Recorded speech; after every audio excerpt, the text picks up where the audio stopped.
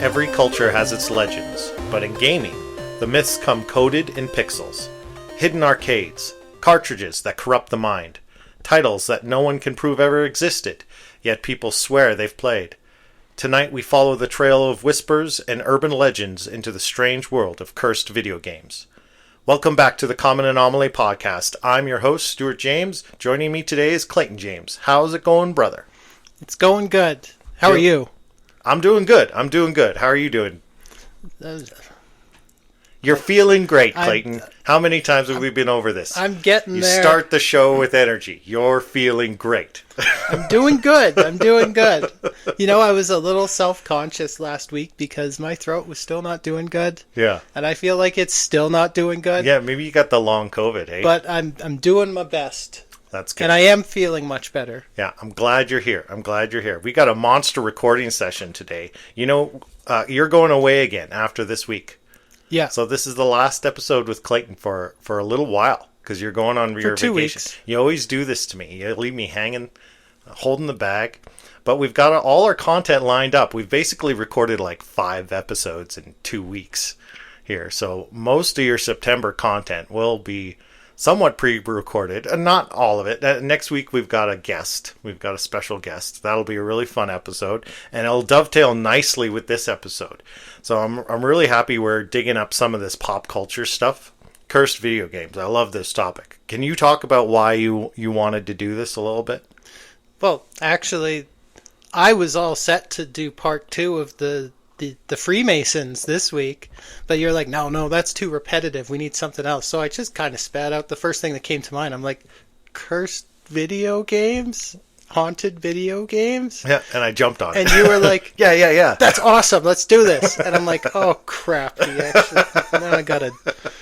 But then I started looking into it, and actually some incredibly fascinating stuff. Yeah, here. it is a really fun topic. And we will do a follow-up on the Freemason episode. That was a really popular episode.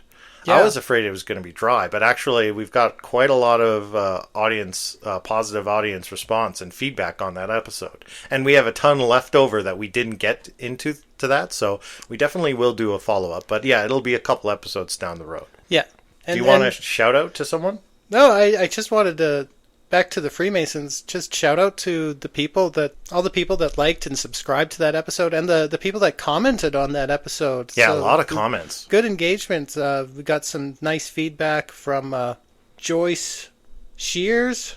I hope I'm saying that right. Making some comments about the Sinclair family. We will be getting into that in the second episode. Okay. So thank you for that tip. That is something we will be going over. And Double O Ghetto 88 who wrote us like a novel in the comments. That was huge. You told me that. I didn't clock that comment right away, and you pointed out to me that, hey, we've got a comment and it's like a novel. But then I went and looked at it. It actually is a novel, or it looks like it's a cut and paste out of some reference of some kind, because there's little annotations and kind of chapter marks. But a lot of interesting stuff in there. So, like, if you can let us know where that's from, what you're citing there, I'd be fascinated to read the entire thing. Yeah, and I actually ordered a couple books on Freemasonry and stuff that just didn't arrive in time for us to do the episode. Mm-hmm. But yeah, anyway. Did you order Morals and Dogma? That's exactly what I ordered. Yeah. Even though there's a free PDF. I was like, I want to get a copy of this just for the library. Yeah. Yeah, all right. Well, why don't we get into it? I'm really looking forward to this. Obviously, video games are a very popular art form. We both grew up on video games. And maybe the idea of a cursed or haunted video game might sound a little silly to someone, but I just want to point out that anything can be cursed or haunted. You know, you have cursed dolls, you have haunted hotels, trains. Anything could be, I guess, infected with this spiritual energy or a curse of some kind. Like, I wanted to pull up a couple examples of other pieces of art that were cursed. And so in 1950, there's the Crying Boy paintings by Bruno Amadio. And these were mass-produced prints. And it's really kind of a creepy picture. It's like sad-eyed children, and there was... It was a very famous painting in the UK. So there was like thousands and thousands of prints of these made. And in the 1980s, I guess there was a string of fires, a string of house fires, where homes burned down and almost everything in the home burned except for these prints of this painting. Oh, wow. And like numerous occasions. So it became kind of a tabloid headline, The Curse of the Crying Boy, and kind of panic spread to the point where people were like destroying their prints of this painting. It was so bad. And then there's like the Hope Diamond, which, you know, was stolen from a Hindu temple, right? Had many owners through history. Famously, French King Louis XVI and Marie Antoinette are famously victims of the curse of this cursed jewel, which now resides in the Smithsonian. So anything can be cursed. That's the point I'm getting to. You got Annabelle, the cursed Annabelle, jewel. yeah, the most famous cursed object in the world, right? So yeah, we're going to highlight, there's many, many examples. Actually, we dug up a ton of examples of video games and software that is supposedly cursed or has some kind of paranormal attribute to it. But we're going to highlight just a couple of our favorites today. We're going to pick like 3 or 4 of our favorites. So tell me, what was your favorite out of this week? My favorite was Legend of Zelda Majora's Mask. Oh, okay. I have a lot to say about Majora's Mask. Oh, okay. All right. I thought Drowned God was going to be your favorite. Drowned God is really good too. Yeah, that's the most interesting story to me. That's the one you directed me to that one, and I was doing some work on it, and it's really dark. Of course, you had to make this fun, cheerful topic of cursed video games turn into something really awful and dark. All of these stories are really dark. Wouldn't be a curse if it wasn't dark. Fair point. Okay, and what else we got? What do we want to lead off with? What's the first think one? we should start with kind of the earliest example of a cursed video game. All right. This is a popular one out there in pop culture, and that would be Polybius. Fun story. I love this story. Polybius. Yes. Okay. What is Polybius? So, tell me about it. I'm gonna use the word allegedly and supposedly a lot when I describe Polybius. Fair. So, allegedly, Polybius was an arcade game, an arcade cabinet in 1981. It only had a very short release, and it was only released in a few arcades in the Portland, Oregon area. Yeah. It was allegedly, this vector-style shooter game, kind of like Tempest. Can you describe what vector style means? To me, I picture like Star Fox. Is that a good example? Well, sort of. Kinda. Star Fox is polygons, but I mean, just vector style. Video games were kind of a new thing in the 80s. It's like line frames. Right? Yeah. So there were basically 2 kind of types of games. There were games based on pixels and sprites, which became kind of more successful. And there was also vector-based games where images weren't rendered with pixels. They were rendered out of straight lines that could be manipulated and morphed. Okay. And it looked really cool. It just kind of had a 3D look aspect to it. But it never really survived the 80s. It was kind of a technological dead end. Mm-hmm. It wasn't as scalable as, pixel or sprite based graphics were, but very cool. Really really advanced looking for its time. Right. But Okay. kind of a technological dead end. Okay, I don't want to get lost in the technical weeds. But anyway, so we're in 1980s Oregon.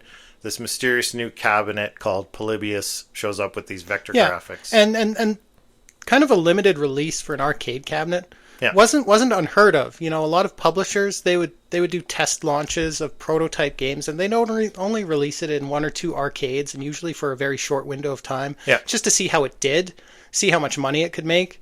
But anyway, this game, vector-style shooter, similar to Tempest, but also had all these psychedelic effects, flashing lights. A lot and of strobing going on. And subliminal messages embedded into it. Players would report, after playing the game, feeling nauseous, having nightmares, migraines, having insomnia. headaches, having amnesia, developing suicidal thoughts.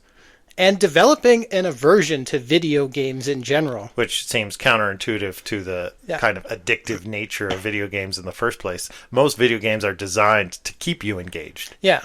Yeah. Which it sounds like this is as well, but it's having this kind of whiplash effect. Yeah. There's also a really cool Men in Black connection. Yeah. I was going to get to that. This people also report at the same time the arcades these machines were periodically visited by mysterious men in black suits, secretive G-men, who would be collecting data from the machines. They weren't coming to collect coins. Yeah. They were plugging into these machines and they were collecting some sort of data from the machines. And actually what I found the stories about it is really quite blatant. You know, they're not trying to be covert at all about this. They just very much rock up in their black suits, looking very out of place in these dingy arcades and be fiddling with this machine. But then this machine just kind of disappears. Yeah, it abruptly vanishes. It's pulled off the market. You know, whatever test launch this was, they decided not to release this widely. Kind of disappears from all memory until the year 2000. There's a website called coinop.org, and basically it's a resource for arcade cabinet collectors. Yep. And it's basically an index of all these different arcade cabinets. It's full of a lot of really dry details, you know, release date, manufacturer, controller type. Collector stuff, enthusiast type info, You know, like baseball stats. Yeah, what the specs on the machine are, what type of monitor it uses, and it's a resource for collectors. Yeah. And this entry for Polybius shows up on the website. It's not given any pomp or circumstance when this is listed on the website. It's just dry details. Up. Yeah. You know, this game was called Polybius. It was released from this date to this date in Portland, Oregon in 1981. Publisher, I'm going to have to try to pronounce this as best as I can. Sinneschlossen. Yeah, that's pretty good. Or is it more Sinneschlossen? In Deutschland, that is pronounced with a Z. It's written with an S, but it's pronounced with a Z. Pardon me.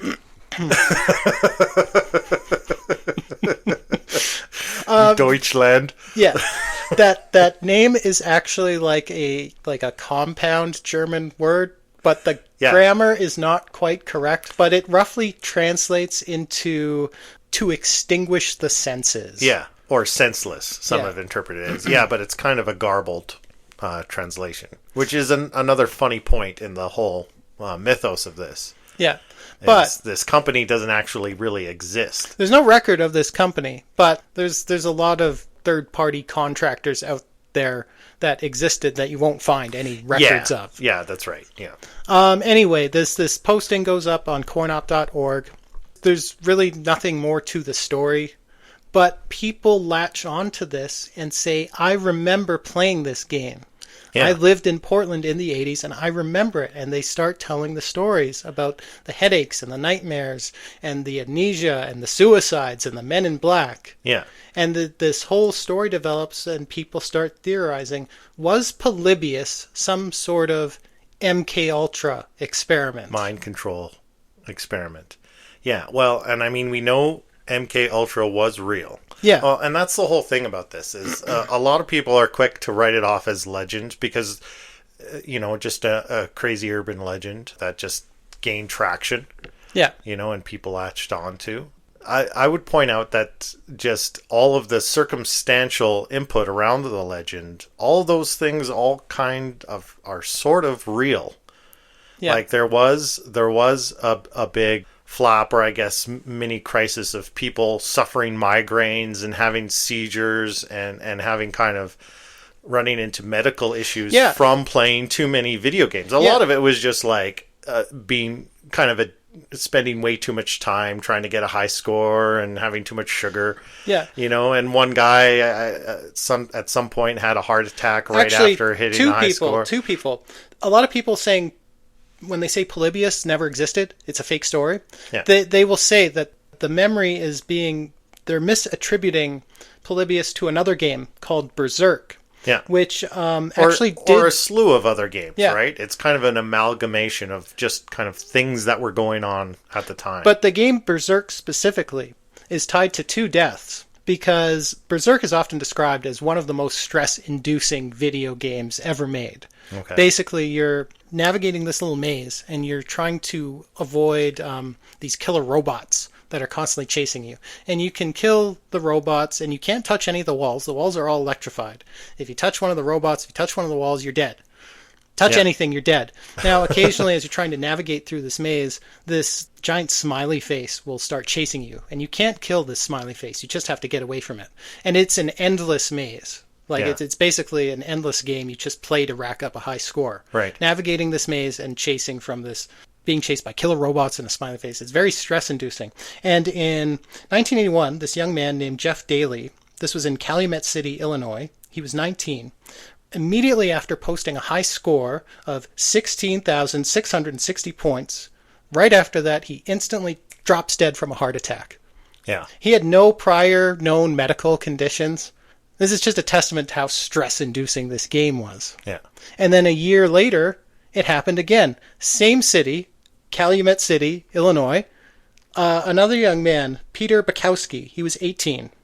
He posts 2 high scores in a row. I wasn't able to find what they were, if they also had that 666 number in them. Yeah. Which is another reason people think Berserk is cursed. Right. But he just dropped dead of a heart attack right after posting 2 high scores. Both young men, Yeah. both young, healthy men just dropped dead of heart attacks after playing this game. And people say, people are conflating this story with Polybius. Yeah. But, I mean, regardless of whether Polybius existed or not, Well, all the elements of that story existed. MK Ultra was a thing. Yeah. There were FBI raids on arcades Yeah. at the time because people were using them as a front for illegal gambling. Yeah. And arcade cabinets were killing people. Yeah. Well, I don't know if you can say that those deaths are specifically the result of playing that game. It's an interesting correlation. But there was also other stuff going on, like there were seizures. There was the famous, in Japan, the Pokemon with the strobing lights that caused, I guess, a slew of seizures. Because I guess that strobing, super bright flashing light effect was used a lot more liberally in the past in those days. Yeah, they put a warning on games now. Yeah, now every single game you play has a warning, regardless of it's using an effect like that or not. Because of this era of gaming where that effect was used maybe way too much. And it triggers a small percentage of the population to maybe have a seizure. So, and that was causing a bit of a flap in the media. You know, parents were scared.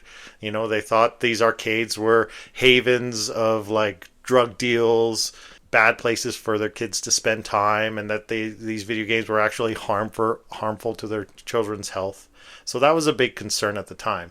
And this is all kind of, the idea is this all kind of amalgamated into this urban legend that is Polybius. Yeah.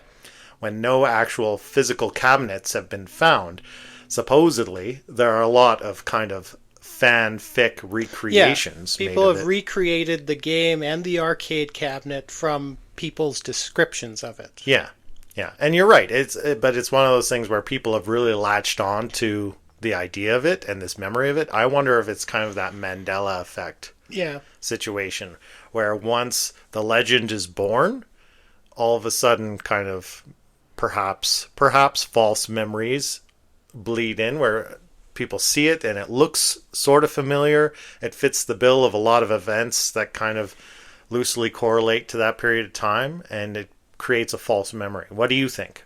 I think there's a lot you could say, you know, this game did not exist. Yeah. However, I think there's enough little seeds there to make you think the coin op entry. There's no story attached to this. It was just a very dry entry with specs and a title and a publisher. Why did people latch onto it with these stories? Why did people specifically latch onto it with very, very specific stories with dates and locations and exact descriptions of the game and effects caused by it? Yeah. I don't know. It's a fun one. I really like the story. It's a really good urban legend. And actually, I do want to. I haven't put it in the show notes yet, but remind me at the end, so I put it in. I do just want to leave off with a little shout out to one of my favorite YouTube channels of all time, the Angry Video Game Nerd. Yes. He actually did an excellent episode. It's years old now. It's probably almost a decade old. It's like 7 years old, but yeah. I love that episode. He does an episode on Polybius, which is just a really fun sort of Halloween-ish. Yeah, he did that as a Halloween episode. Dramatization of the story of Polybius. Yeah, it's a dramatization of him finding a copy of this game. And but it's really playing well it done. to try to review it, and all this weird stuff starts happening. It's a lot of fun. It's really fun. It's a lot of fun. So remind me to link to that in the show notes. Everyone should go check it. If you don't know that channel, you should just check out that channel. Yeah, because it's excellent. But yeah, that's a really fun episode on Polybius. But I don't want to spend too much time on Polybius because we have other stuff to get to. So I think we should move on to Majora's Mask. Yeah. But first, before we do that, I just want to remind everyone, if you're still with us, please hit like and subscribe if you're on YouTube or whatever platform you're finding us on. Leave us a review, leave a comment, or just click that like button. It costs nothing. It really helps us grow the show. Thank you so much. Yeah, like I said, it makes my heart smile every time I see someone subscribing. I'm like, oh, we're doing good. People actually want to listen to more.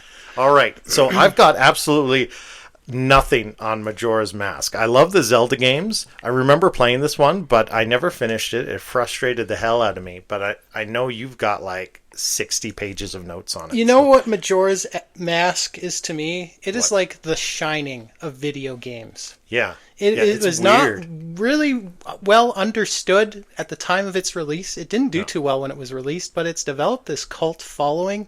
Yeah. And the narrative of the game is just really layered with all this subtext and symbolism. It doesn't even feel like a Zelda game. It feels like it's some other game that got slapped on or underneath Zelda. A Zelda title somehow. So before I talk about Majora's Mask, I just want to talk a little bit about Nintendo and its history. So Nintendo wasn't always into making video games. Nintendo was actually founded as a playing card company. Right. Now gambling. Yeah, it's one of the oldest companies in the world. Actually, it was formed in like the 1880s.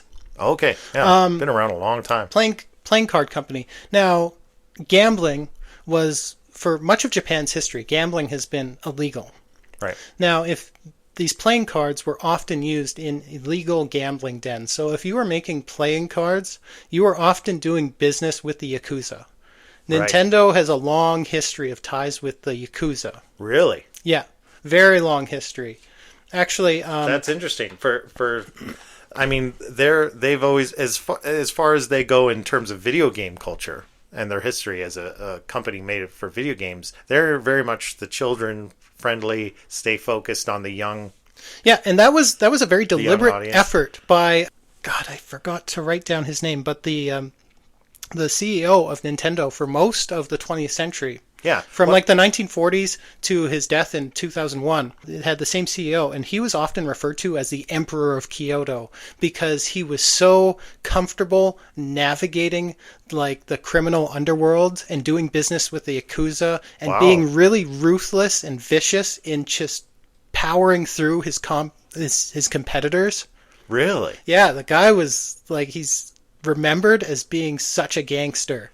That's fascinating. I had no idea. They have such a family-friendly face organize it to the company. And that was a deliberate effort to clean up their image so they could, do more business kind of in the mainstream. Right. And video games were becoming popular. Actually, Nintendo's gateway into video games was making pachinko machines, which is basically like a slot machine type thing that were used in illegal gambling dens. Nintendo, they had other business ventures too. They operated a taxi company, which shut down due to labor disputes. They operated a chain of what they called love hotels the 60s. I see. In Tokyo's red light district. Right. Prostitution is legal in Tokyo, by the way. And all of these things, to do all of these things, they had to do business with the Yakuza. Right. Nintendo has been paying protection money to the Yakuza all through the 20th century. Wow. It's rumored they still have dealings with the Yakuza. Anyway, this family-friendly image was made possible by their kind of entry into video games.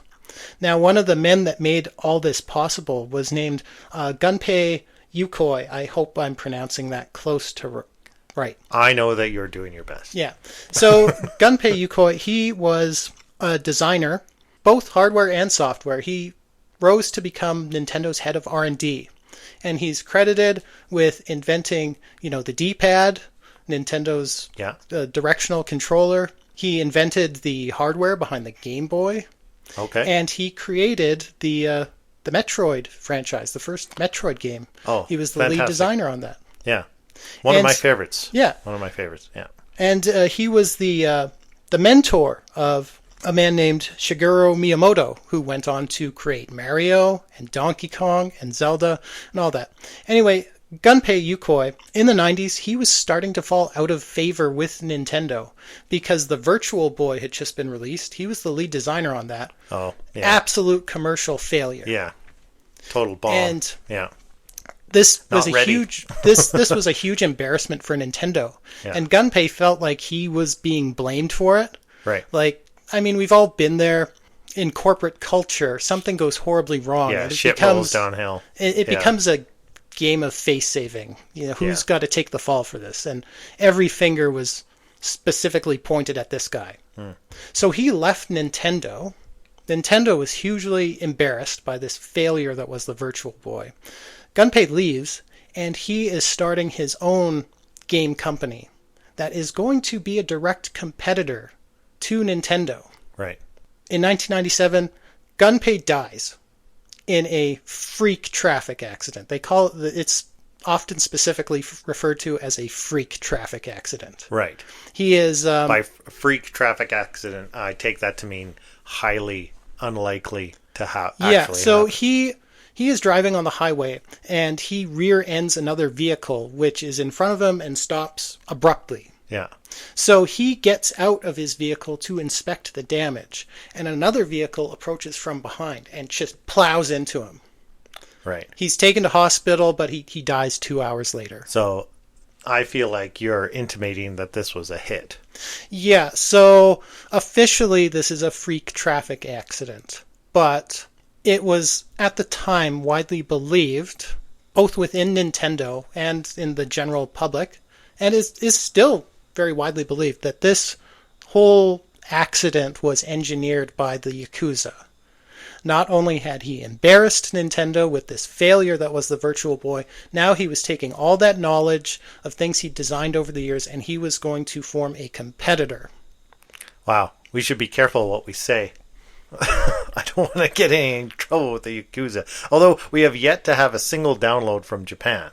We're getting downloaded all over the world, but if we suddenly get downloaded in Japan now, I'm going to freak the hell out. It was just like when we covered the drones and then all of a sudden we got downloads in Washington, D.C., If it makes you feel better, the Yakuza is not what it once was in Japan. Oh, yeah? Yeah, they really, in the 2010s, the Japanese government really clamped down on organized crime. Oh. And the Yakuza is... Are they more like the Freemasons now? They just do community work? They went further underground. They're not what they once were. Anyway, sorry. I know you're going somewhere, but I'm starting to wonder. This is all really fascinating, this whole history of Nintendo and the Yakuza connections. Blowing my mind, but how is this related to Majora's Mask? Well, here we go. So...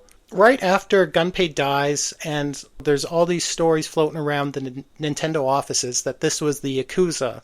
Legend of Zelda Ocarina of Time had been released. It was massively successful, still probably one of the most successful video games of all time, and Nintendo wanted an immediate follow-up. Yeah. So work begins on Majora's Mask, and it's a very tight timeline. They want this game developed and out and in stores within a year.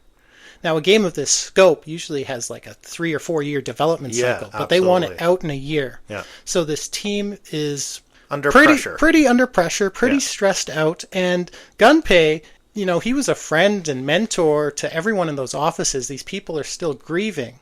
Yeah. So knowing that story, if you replay Majora's Mask, like replay it, knowing that story, you start noticing some things embedded in the narrative. Like, how does Majora's Mask start? What's the opening cutscene?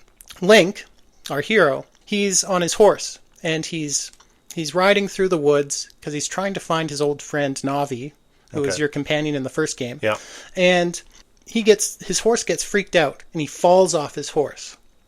And he wakes up and he sees this other character who's the Skull Kid. This was an ambush set up by the Skull Kid who wants to rob him. Okay. Okay? Now, we should note that the Yakuza, what are the Yakuza known for in Japan? They have very elaborate full-body tattoos. Yeah. Which are in color, usually blue, black, green, red, and gold. The Skull Kid, as depicted in Majora's Mask, how does he look? What colors is he wearing? I'm assuming those same all colors. Yakuza colors. And Okay. he's kind of flanked on either side by these two fairies. Their names are Tattle and Tail, and they are gold and purple. And in Right. Japanese culture, gold and purple, when combined, they are very regal colors. Right. They're colors for someone important. These fairies are named Tattle and Tail. Yeah. So symbolically, it's like they're saying, we are going to tell you something Yeah. about some important people. Now, anyway, Link, he gives chase to this Skull Kid, and he follows Skull Kid into a cave, and he falls into some chasm. Now, there's a lot of fan theories that Link actually dies in this scene, and the rest of the game is actually Link in the afterlife. Right. And we'll get into that theory, because Link finds himself in this new land, which is kind of a weird mirror version of Hyrule, Okay. where he's from. Yeah. It's like everything looks similar, but again, rushed development. So they reused all the assets from Ocarina of Time. Right. Makes sense. Yeah. All the character models and NPCs, they're all the same people, but they have different names and different dialogue. Yeah. Link awakens in this land, Termina. Don't need to explain the symbolism behind that name. It's pretty obvious. I don't Termina, terminus, it's the end. Okay. All right. And he finds himself in this town called Clocktown. Now, it's theorized that all the areas in this game represent... There's 5 main areas in the game. And it's theorized that these 5 areas represent the 5 stages of grief. Like, he awakens in Clocktown, and everyone's planning this big festival. But in the sky, you can see the moon. Yeah. The moon is falling. The moon's about to crash into the earth. The whole story of Yeah. the game is the moon is going to crash into the earth in 3 days and cause the apocalypse. Yeah. But the people of Clocktown, they're in complete denial about this. They're busy planning the festival. They're not worried about it. Yeah. Clocktown represents grief. Actually, interesting, admitted, all the NPC characters in Clocktown are based on actual Nintendo employees. Oh, interesting. Anyway, I suppose that makes sense. I'm sure that happens a lot, right? It's like, especially if you're in a rush, it's like the laziest thing you could do creatively is, okay, Bob over there is going to be in the game, Susie over there is going to be in the game, yeah. So the story of the game, the moon is going to crash into the earth because the Skull Kid is causing it with his magic. Right. That he's gotten through this mask he's wearing, Majora's Mask. And you had a time limit, right? That's pretty much the only thing I remember about this game because it frustrated me so much that I gave up on the game and couldn't play it because you had a time limit. And if you didn't actually complete the game within that time limit, it got reset and you just had to go all the way back to the beginning and start over. And symbolically, there's a couple of reasons for that. But I'll explain that just a little later. So Clocktown is denial. Now, the moon's going to crash into the earth. You're given this quest to stop the Skull Kid. And what you have to do is you got to go to these 4 areas. And each of these 4 areas has been cursed. They've had a curse placed on them by the Skull Kid. You've got to expel the curse, and you've got to reawaken this giant deity of that part of the world. And once you've awoken these 4, giant deities, they can kind of stop the moon from crashing into the earth and save the world. Okay. So the first area you go to is called Woodfall. And Woodfall represents anger. The Woodfall is kind of filled with these people. It's populated by these people called the Dekus. Now, the Deku king, his daughter's gone missing, and he's lashing out and raging at everyone. And actually, when you first encounter him, he's got this little monkey in prison, and he's going to burn this monkey at the stake because he's blaming him for the disappearance of his daughter. Okay. And the whole area is just really hostile and toxic and corrupted. That's anger. The second area Right. you go to is called Snowhead, which represents bargaining. At Snowhead, you encounter the ghost or the spirit of the king of the Gorons. And he literally begs you to restore his life. All the people in the town are kind of saying, well, if only, what's the guy's name? Darmani. He's the king of the Gorons, and he's recently died. If only Darmani were here, if only we could bring back Darmani somehow, Darmani could defeat the monster in the temple and bring spring back, and our town would unfreeze, and this horrible thing has happened to us, but only if we follow these certain steps and do these things in this order, we can somehow undo this tragedy that's befallen us. Okay. Snowhead is bargaining. Then you go to the Great Bay, which is the domain of the Zoras. And you encounter this woman who's, looking for her lost love. You later find him on the beach and he's dying. He actually dies in Link's arms. And it's just a very depressing area full of sad music. The ocean is kind of raging outside, and it's just all very bleak and depressing. That's Right. depression. Okay. The final area of the game you go to is called Akana Valley, and that's acceptance. Because Akana Valley, it's this old kingdom. Everyone's dead. There's nothing left. But it's inhabited by these restless spirits you have to defeat. Okay. How do you defeat... I don't know how much of this game you remember, but how do you defeat the restless spirits in this kingdom? I have no idea. You get the mirror shield. You hit them with light. Okay. That's what defeats the restless spirits. Actually, when you go to Akana Castle, you have to fight as the boss the spirit of the king of Akana, and you defeat him with the mirror shield by hitting him with light. Gotcha. And actually, Okay. after this boss fight, he kind of says some dialogue, which is very straightforward and matter of fact. It's not like angry dialogue. Okay. And it actually feels like really out of place dialogue. I'm going to read it. He says, after you defeat him, it is not the result of battle that I seek. It is the awakening of truth that matters. Believing in your friends and embracing that belief by forgiving failure. These feelings have vanished from our hearts. The light that guides you is that which created life. It is the same light that will destroy us.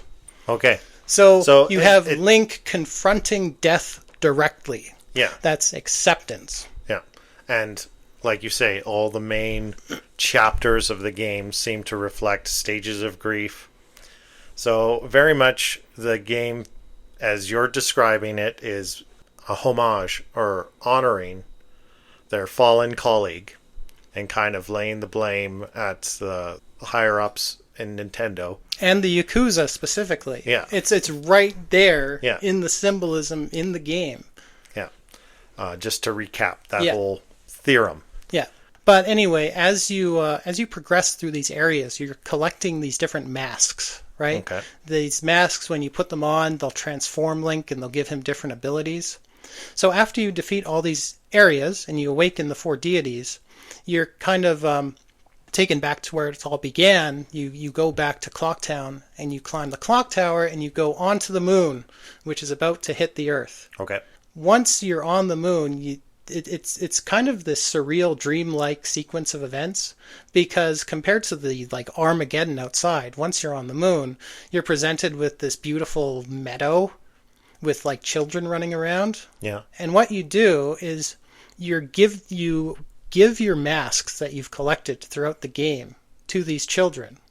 You're shedding all these things you've collected, all these symbols of grief you've collected. Yeah.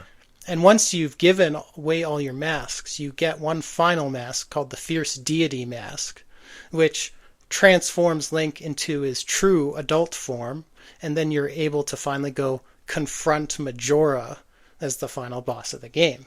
Right. Now, why the 3-day time limit? I mean, what do we do when we grieve? What do we do when we relive things over and over again? Like in the game, you're given this 3-day time limit. In 3 days, the moon will hit the Earth. You can go back to the beginning by playing this song, the Song of Time, Yeah. and it resets you to day one. You lose a bunch of stuff, but you can progress through the game still. But what do we do when we grieve? We relive the event over and over and over again. Yeah. until we finally reach that state of acceptance and confront it. And what does Link see when he goes to the moon? When he confronts death directly, he sees this beautiful meadow. And what they're trying to say there is death itself isn't monstrous. It's our constant denial of it that makes it so. Yeah, and that's an interesting point, especially a tragic death like a car accident. Family or friends close to that person might replay and consider like, oh, if this one thing was different, if this didn't happen, then that wouldn't have occurred, and you kind of go through that process with the grieving. So that's interesting. Yeah. Yeah, it's a lot of people say that timed mechanic was also kind of the developers kind of protesting that they had to complete this project that should reasonably be done in 3 or 4 years in the span of a year. Yeah. That's why they introduced this timed mechanic. Right. Yeah. It was reflecting the stress they were feeling. Well, it comes through, I tell you. If my Yeah. memory of playing the game is anything, like, I couldn't play it at all. Because it was so frustrating getting sent back to the beginning. As a kid, I didn't really get that game, but I replayed it a few years ago, and it's great. Like, I love it. But it's so layered. It is so layered. Especially the fact that all these NPCs in the town are based on actual Nintendo employees. Like the Happy Mask salesman. Very memorable character. He's supposedly based on Shigeru Miyamoto, who is the lead designer. There's even like a resemblance to him, like this broad toothy grin. Yeah. And apparently he had like these wild mood swings, and he would just fly into fits of rage just randomly and abruptly, just like the Happy Mask salesman in the game. Interesting. Okay. Is there a paranormal aspect? People have claimed paranormal aspects to Majora's Mask, but they're mostly like internet creepypastas. Like there's this story called Ben Drown that floats around on the internet. Yeah, I've heard that one. Involving someone buying like an old cartridge of Majora's Mask at a garage sale from an old man, and and it's got the old boy, like a passed away child's save file on it, still on it, right? Yeah, and he deletes it and starts playing the game, but then he finds himself being haunted by the spirit of someone named Ben. Yeah, and he's in the game now. Yeah, and he goes back to where he bought the game, and the old man is gone. No old man has ever lived here. But he starts asking around, and neighbors tell him stories about a kid named Ben that drowned in a terrible accident in the neighborhood. And it's a great story, but admittedly, it's fiction. Yeah, like the person who initially told it admitted it's a story. I wrote it. It's fiction. Yeah. It's a fun one, though. Yeah, it's really fun. As far as creepypasta goes. Yeah. It's better than missing time at Taco Bell bathroom. I don't care what you say. That was a great story. Okay, all right. Well, why don't we move on?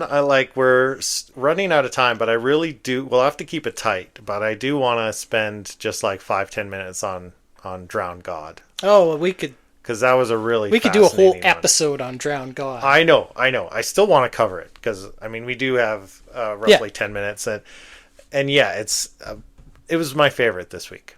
Okay, it was my favorite. Well, why don't you take us into Drowned God? Sure. Okay.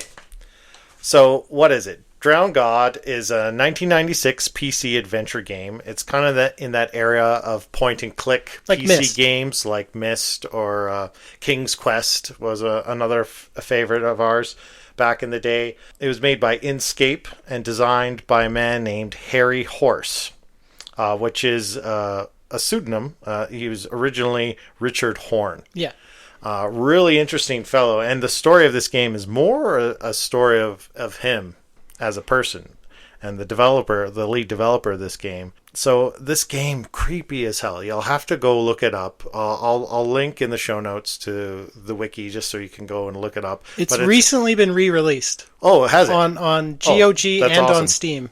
I haven't played it myself, but I watched a bit of gameplay footage and stuff doing some research this week. Creepy as hell, like I say, and layered with all kinds of surreal imagery and esoteric Masonic knowledge, too. Symbolism, and this crazy storyline about humanity being basically genetically engineered by aliens and kind of a secret history to the origins of mankind. Yeah, it's got like all the conspiracies in there. It, like the narrative of the game, it talks about the Freemasons, the Templars, ancient aliens. Yeah, yeah. So really crazy mythos to the game. And supposedly this guy, Richard Horn, aka Harry Horse, built the story of the game based on a manuscript discovered in 1945 that he claims was given to him by a mysterious stranger in 1976. Mm-hmm. So there's this whole kind of covert mystical idea that he somehow came into possession of this manuscript with secret history to mankind. Yeah. Encoded with all these esoteric ideas and concepts and a secret history of human history that he built into this game. But then he has a very kind of tragic story to his life where he falls madly in love with this woman. I don't Mandy. know. Yes. Mandy yes. Home. Mandy Home. Oh, do you happen to have what her illness was? Was it? She had like a really aggressive form of multiple sclerosis. That's right. Yeah.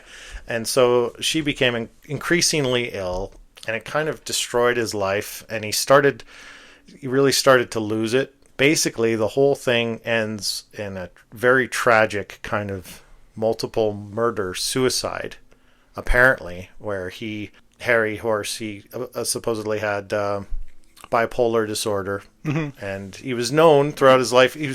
Everybody talked super highly of him, Mm-hmm. like he was a super nice guy, do anything for you, but he had a temper. Yeah. And when it came out big. And so he'd have these moments where you just snap and lose it. The whole tale ends with, him and his wife's body being discovered, both having been stabbed multiple times, their cat and dog as well having been murdered, Mm-hmm. blood everywhere, like the most horrific crime scene you can imagine. Yeah, the medical examiner even said, like the medical examiner on that case, he never went back to work. He said it was the worst thing he ever saw. Yeah. And that's his profession. Yeah. Right? He's probably seen lots of horrible stuff. Although this was do you have the name of the island? They were living on like a small Scottish Shetland island. Yeah. So I think the population of the town was like 907 or something like that. So they probably don't see tons of events like this. Mm-hmm. But still pretty gruesome. And it's a little weird. People speculate that maybe it was not a murder-suicide because Harry Horse himself, he was stabbed 47 times, supposedly self-inflicted. Yeah. So how do you stab yourself to death 47 times? The whole thing is kind of suspicious because, this is when we should have put a disclaimer before this segment.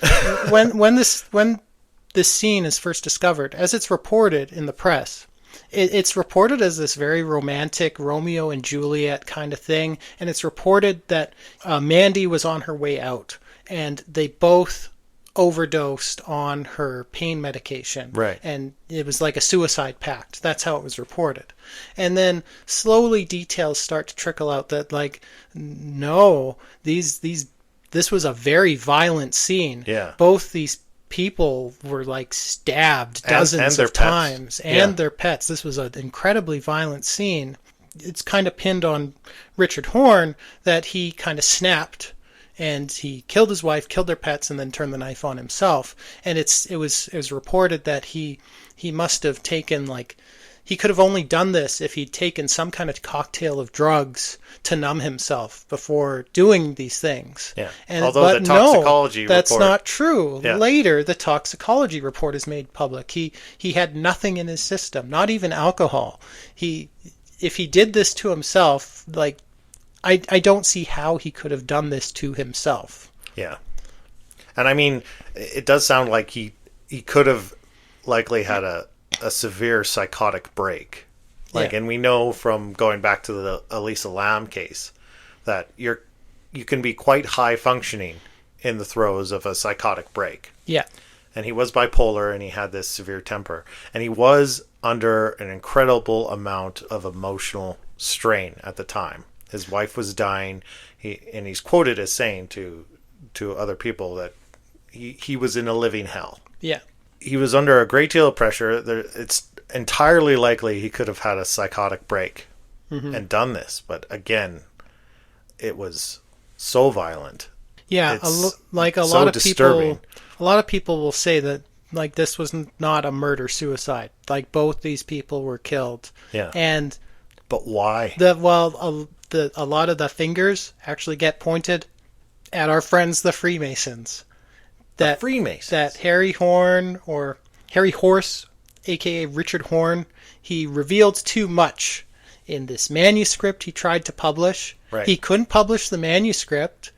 No one wanted this manuscript, so he put it in the form of a video game. Yeah. That he revealed too much, and he was punished for it. That's the narrative a lot of people will throw out there. What do you make of that theory? I don't know. I don't know. I don't believe that he did this to himself. Yeah. I think I someone find it else really was hard involved. to believe as well. I find it really hard to believe. I do not know. Richard Horn, he was, people spoke highly of him, but he was not the most stable person. Yeah. And he made some enemies and he burned some bridges in his life. Yeah. So if he didn't kill himself, who killed him? Could have been a lot of people, actually. Right. Interesting. Yeah. Well, I mean, if you've not heard of the game, I hadn't heard of it before. I definitely want to go check it out and play it if you're interested to dig into that mythos. It is incredibly eerie, and just the idea that maybe some of those concepts baked into this really crazy surreal game might have some kind of basis in real esoteric knowledge. I mean, it deals with like ancient alien theories, like Templars, Freemason lore, occult symbolism, secret history, apocalyptic warnings. Yeah. It's got it all. Like I'm sad he never published his manuscript because it sounds like something I'd want to read. You know what? When a really creepy thing happened to me when I was researching this, because you sent it to me, and I looked up the game, and I was on ChatGPT trying to do research on him. Did it say? Did ChatGPT tell you? It seems like you've got a lot on your shoulders. Here's some resources to a suicide hotline. No, it didn't. Because it did that to me Really? when I was researching. That's weird. Harry Horse. That's creepy. Yeah. So ChatGPT is worried about you? Yeah. Is that what you got? No, I just, what's his name? Harry Horn. Or no, Richard Horn. I get the two confused too. Harry Horse. Weird name, weird pseudonym to to choose for yourself. Hey, Harry Horse. But anyway, Richard Horn. So no, I was researching the game, and I was in ChatGPT, and I typed in, "What can you tell me about Richard Horn?" ? That's all I put. And it generated, the beginning of a synopsis. These are his parents. This was when he was born. Yada yada. But as it's generating it, that all suddenly went away, and a little red bar popped up and said, "I'm sorry, we can't complete your request. It looks like it violates our terms of use." Right? Interesting. It wouldn't give me the information. Yeah. And I wonder if that's just because of his death. Like, if the details around that are just so gruesome that it flags it as a... because I utilize ChatGPT in some of my research. Not all of it, because you can't trust what AI gives you 100%. But, I use it here and there if I'm just really at a dead end in my research. Yeah. And we've researched some pretty dark stuff on this show. Yeah, well, that's what I was thinking. Happened. I was like, we've done tons of unsolved mysteries and deaths and murders and things before on the show that I've used GPT to research.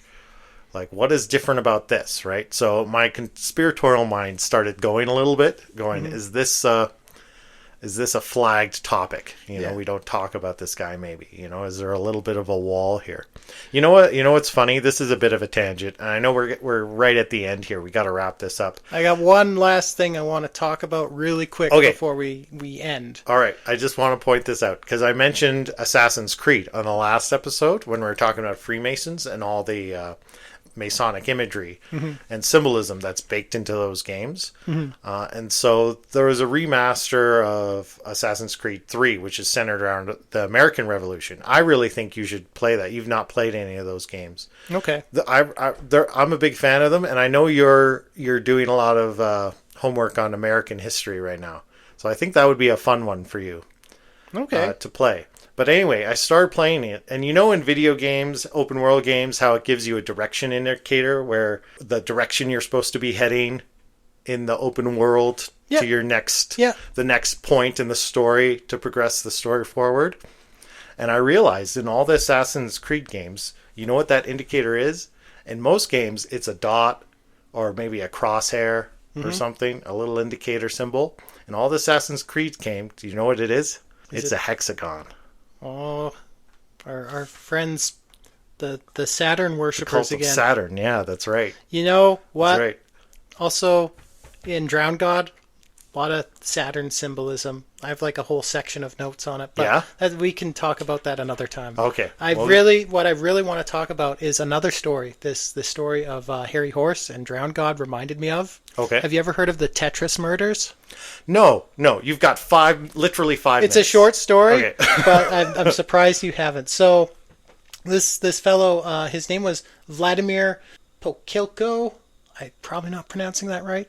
Anyway, he was one of the creators he's considered the co-creator of Tetris. Okay. He collaborated with Alexei Pajitnov, and together they created Tetris, one of the most successful video games ever. Tetris. Yeah. Considered one of the most addictive video games ever. Anyway, Alexei, he was basically doing the programming. Vladimir, he was actually by trade a psychologist. His kind of area of specialty was human-computer interactions and the effects that caused. Now, basically, his work on Tetris, he was more concerned with the more granular aspects of how can we make this game addictive? How can we make this the most addictive video game ever? How can we trigger that dopamine hit constantly again and again? Yeah. That was his role. Now, Tetris, massively successful, but they lived in the Soviet Union. Yeah. If they had invented Tetris in America, they would have been billionaires. Yeah. But in the Soviet Union, they barely saw any money from this. So Vladimir Pokilko, he's very frustrated by this. He moves to the United States. He moves to California, and he starts his own software company, Animatech. And he wanted to develop video games for the soul, as he put it. Okay. Bit of an odd character. You know, through the 90s, Tetris, still successful. It's only building in popularity. Animatech, Vladimir's company, it's failing. He's losing money. He's in so much debt. One night in 1998, a welfare check is done on him, and the police find a very disturbing scene. Vladimir is dead. His wife is dead. His son is dead. They've all, the wife and son were bludgeoned and stabbed to death. And it's theorized that Vladimir murdered his wife, murdered his son, then turned the knife on himself, slit his own throat. Yikes. A suicide note was found, just neatly written on the table.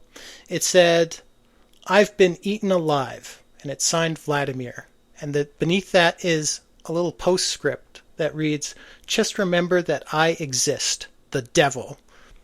Whoa. Now, the odd thing about this, what the narrative that emerges, what's weird is the FBI immediately swarms this crime scene, and they take over from the local police, which is weird that the FBI just immediately was involved. Yeah. And it is very... Well, although that'll happen a lot if someone's a foreign national, especially if a possibly hostile nation.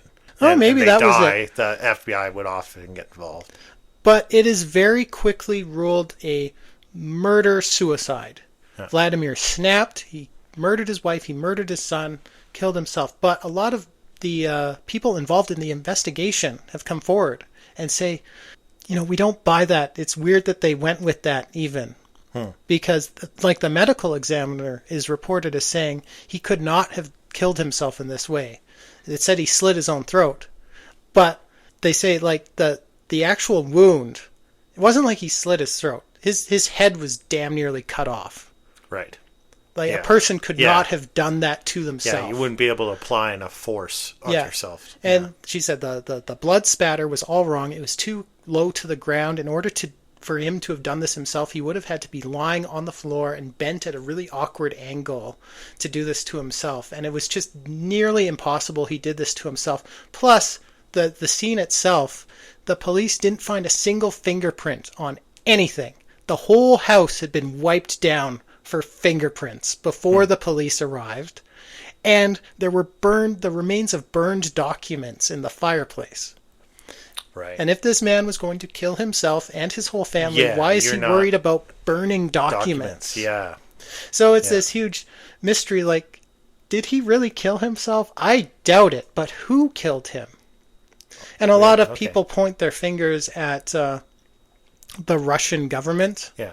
He had... Or was it still? I've lost track of the timeline, but would it still be USSR? No. Okay. This is in 1998, so Okay, it's this is the long Russian after. Federation now. But a lot of people will claim that the Russian government tracked him down. But He had why? developed these psychological techniques of manipulation through media, Oh. and they did not want those kind of secrets falling into American hands. That'd be interesting if he had some kind of connection to Polybius. Oh, it comes full circle now, right back to the start. Is there a connection? Not that I know of, but that's a fun angle. That's a fun speculative angle. Yeah. Okay. Interesting. So, but is there any connections to the game Tetris itself and these murders, or is they just really bizarre murder? Well, I mean, the psychological techniques of manipulation, those were what were implemented in Tetris. Right. How do we make this game addictive? And you still see that thing in video games. People often theorize that Pokemon Go was like a government contracted experiment in manipulation of crowds. Right. Well, it definitely worked. Yeah. Actually, Pokemon Go, a lot of deaths tied to that. Oh, yeah? People just being so distracted by it, they just wander out into traffic. Yeah, I could see that. And actually, like, the game will send you to some really weird places. People have found dead bodies while out trying to hunt Pokemon Oh, out really? in the woods. Yeah. Jesus. We that's- could do a whole sequel episode on everything we didn't maybe get we to. will, because there's a lot of stuff we didn't get to, and we really do have to cut ourselves off here because we have a whole other episode we have to record today. But yeah, I had a whole segment on Fallout New Vegas that I did a lot of work on, and I really liked. And we just don't have time for it. But it might serve me next week with next week's episode. So we'll see. I might be able to still use that stuff. Well, but I'll put the links in the show notes anyway, because it's a fun rabbit hole to go down. Yeah, I think someday we should revisit haunted video games. There's definitely I had a lot more there. fun There's a lot with this more topic than I thought I would. Yeah, it was a lot of fun. Yeah. It was a fun week for sure. So, and this went by so fast. Yeah. I hope the audience enjoyed this conversation as much as we did. But my final thought: in Soviet Russia, the game plays you. Yeah, spot on. Okay, I think that's a great place to leave off. Okay.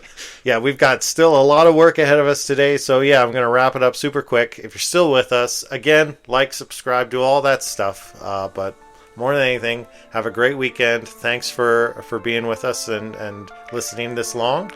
And, have a good night. Good night.